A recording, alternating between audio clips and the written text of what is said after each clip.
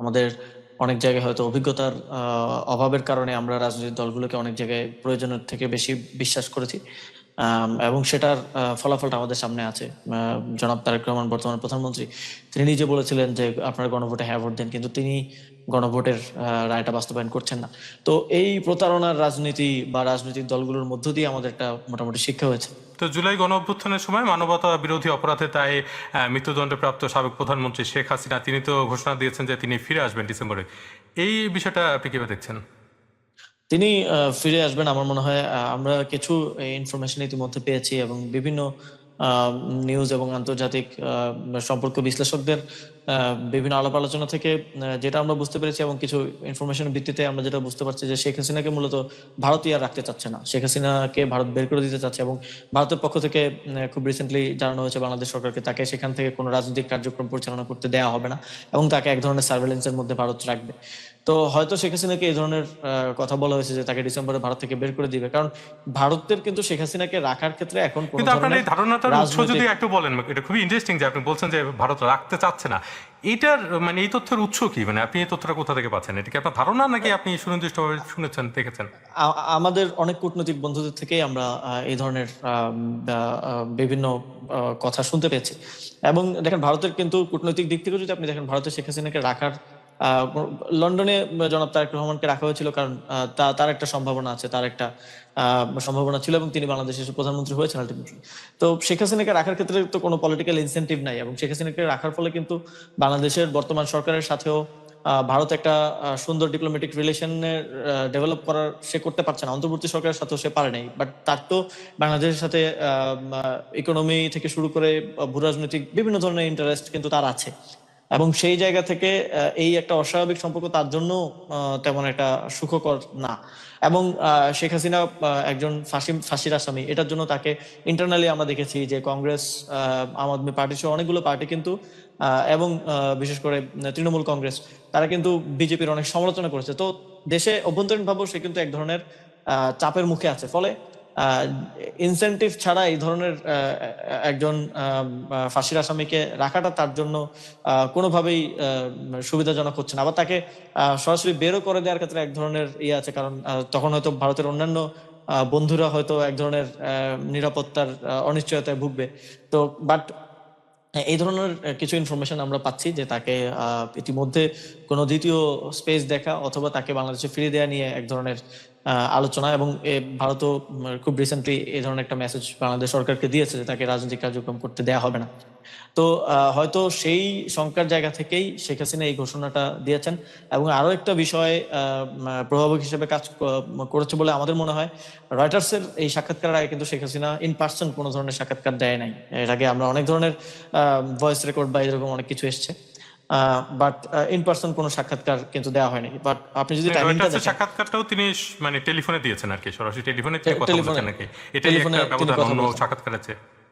সাক্ষাৎকার আছে, হ্যাঁ। তো এটার ক্ষেত্রে কিন্তু দেখেন যে টাইমিংটা দেখেন, 2 বছরে আপনি কোনো সাক্ষাৎকার দেন নাই, অথবা ভারতের কর্তৃপক্ষ যাদের আন্ডারে তিনি আছেন তারা অ্যালাউ করেন নাই। প্রধানমন্ত্রী যখন চায়না সফর করলেন তারপরেই এই সাক্ষাৎকারটা তাকে দিতে দেয়া হলো।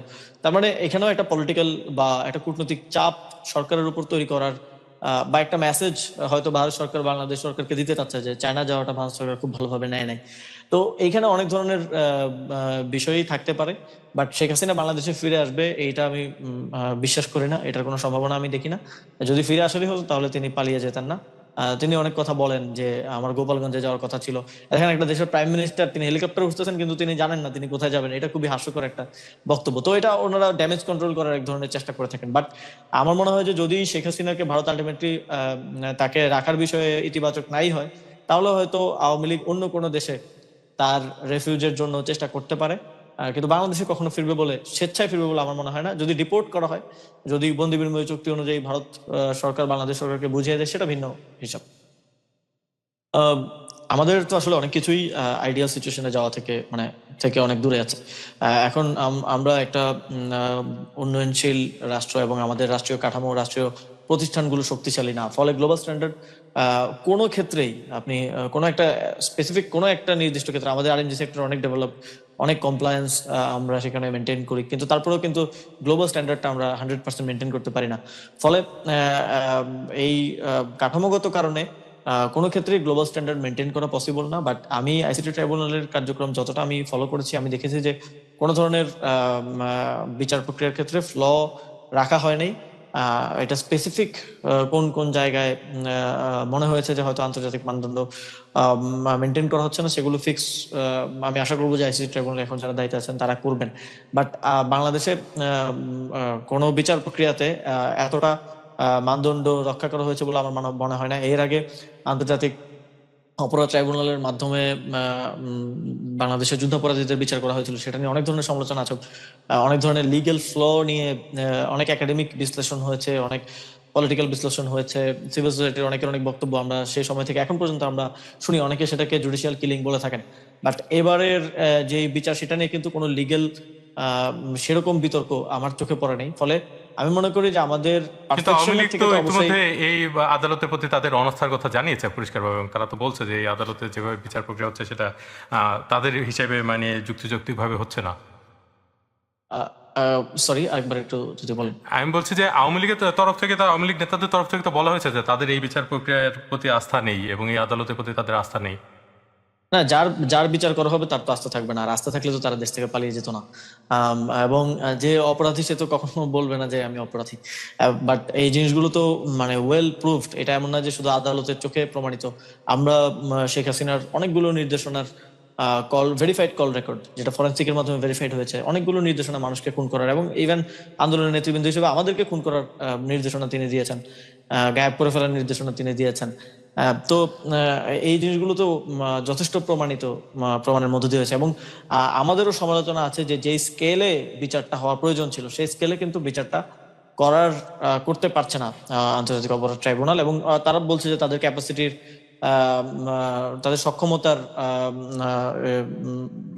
মধ্যে আসলে ইয়ে আছে, তাদের যথেষ্ট গাড়ি নাই, যথেষ্ট লজিস্টিক্স নাই, যথেষ্ট প্রসিকিউটর নাই। তো বাট আমরা আশা করেছিলাম যে যেই পরিমাণ কিলিং হয়েছে সেক্ষেত্রে প্রত্যেকটা হত্যাকাণ্ডের বিচার নিশ্চিত হওয়া প্রয়োজন। বাট অপরাধ ট্রাইব্যুনাল থেকে এখন পর্যন্ত আমার মনে হয় আইকনিক জায়গা থেকে কয়েকটা বিশেষ মামলার বিচারের রায় দেওয়া হয়েছে, কয়েকটা বিশেষ মামলা নিয়ে কাজ করা হচ্ছে। তো অবশ্যই বিচার প্রক্রিয়া তো কখনো ওভারনাইট হয় না, বিচার প্রক্রিয়া একটু লেংদি প্রসেস। কারণ বিচার প্রক্রিয়াকে সুষ্ঠুভাবে করার জন্য একটু লম্বা প্রসেস প্রয়োজন হয়। কিন্তু আমরা প্রত্যাশা রাখি যে এই আইসিটি ট্রাইব্যুনালকে আরো শক্তিশালী করা হবে এবং আরো বিগার স্কেলে যতগুলো মামলা হয়েছে সবগুলোকেই আস্তে আস্তে নিষ্পত্তির মাধ্যমে বিচারের আওতায় নিয়ে আসা হবে। আমাদের অনেক জায়গায় হয়তো অভিজ্ঞতার অভাবের কারণে আমরা রাজনৈতিক দলগুলোকে অনেক জায়গায় প্রয়োজনের থেকে বেশি বিশ্বাস করেছি, এবং সেটার ফলাফলটা আমাদের সামনে আছে। জনাব তারেক রহমান বর্তমান প্রধানমন্ত্রী, তিনি নিজে বলেছিলেন যে আপনারা গণভোটে হ্যাঁ ভোট দেন, কিন্তু তিনি গণভোটের রায়টা বাস্তবায়ন করছেন না। তো এই প্রতারণার রাজনীতি বা রাজনৈতিক দলগুলোর মধ্য দিয়ে আমাদের একটা মোটামুটি শিক্ষা হয়েছে। তো আমি যদি ফিরে যেতে পারতাম তাহলে প্রথমতই আমি 5ই আগস্টেই একটা ঘোষণাপত্রের মাধ্যমে এই সংবিধানকে বাতিল করে এবং পরবর্তীতে একটা গণপরিষদ নির্বাচনের মধ্য দিয়ে একটা নতুন সংবিধান, নতুন নতুন রাষ্ট্র কাঠামো এবং এই যে ভেঙে পড়া রাষ্ট্র ব্যবস্থাকে নতুন করে গড়ে তোলার দিকেই যেতাম। তবে তখন ওই সময়কার সময় বাস্তবতা বলি, আরো বিভিন্ন পরিস্থিতি এবং রাজনৈতিক দলগুলোর অসহযোগিতা এবং অনেক ক্ষেত্রে তাদের দ্রুত নির্বাচন দিয়ে দ্রুত ক্ষমতায় যাওয়ার জায়গা থেকে অনেক জায়গায় আমাদেরকে আসলে কম্প্রোমাইজ করে আসতে হয়েছে, যার ফলশ্রুতিতে এবং অনেক ক্ষেত্রে আমরা তাদের মধ্যে তাদের উপরে ট্রাস্ট রেখেছি, তাদের উপরে বিশ্বাস রেখেছি এবং তারাও সেটা বারবার বলতো যে আমাদেরকে বিশ্বাস করেন, আমরাও সংস্কার করবো, আমরাও সংস্কার চাই, আমরা এই যে 31 দফা দিচ্ছি, আমরাই তো সংস্কারের কথা সবার আগে বলেছি। কিন্তু আলটিমেটলি আমরা তাদের থেকে একই, যে আমি গণঅভ্যুত্থানের নেতা হিসেবে এবং বাংলাদেশের জনগণ এক ধরনের প্রতারণার শিকার হয়েছে। আমার মনে হয় এটা একটা লার্নিং, জাতিগতভাবে আমাদের একটা লার্নিং হয়েছে যে পরবর্তীতে আমরা তাদের উপর আর কখনো ট্রাস্ট আসলে রাখবো কিনা, অথবা এই ধরনের পরিস্থিতি যদি কখনো সুযোগ হয় সেক্ষেত্রে আমরা তাদেরকে আবার ভরসা করবো কিনা। কিন্তু সেক্ষেত্রে মানে এই যে মৌলিক যেসব সংস্কার গত 13 বছর ধরে আপনারা পরিকল্পনা করলেন নানা বিশেষজ্ঞদের নিয়ে, সেই সব সংস্কারের ব্যাপারে আপনি এখন এই পরিস্থিতিতে এসে কতটা আশাবাদী? আর অনেকগুলো সংস্কার তো অন্তর্বর্তীকালীন সরকার নিজেই করেছে, যেগুলো অধ্যাদেশের মাধ্যমে করা সম্ভব। আপনারা দেখেছেন যে সংসদে সেই প্রস্তাবগুলো উঠিয়ে সেগুলোকে বাতিল করে দেওয়া হয়েছে। খুব গুরুত্বপূর্ণ নির্বাচন কমিশন, দুর্নীতি দমন কমিশন, গুম প্রতিরোধ প্রতিকার অধ্যাদেশ সহ, মানবাধিকার কমিশন অধ্যাদেশ সহ খুব গুরুত্বপূর্ণ কিছু সংস্কার কেন্দ্র সরকার বাতিল করেছে। এবং যে 84টা বিষয়ে ঐকমত্য হয়েছিল ঐকমত্য কমিশনে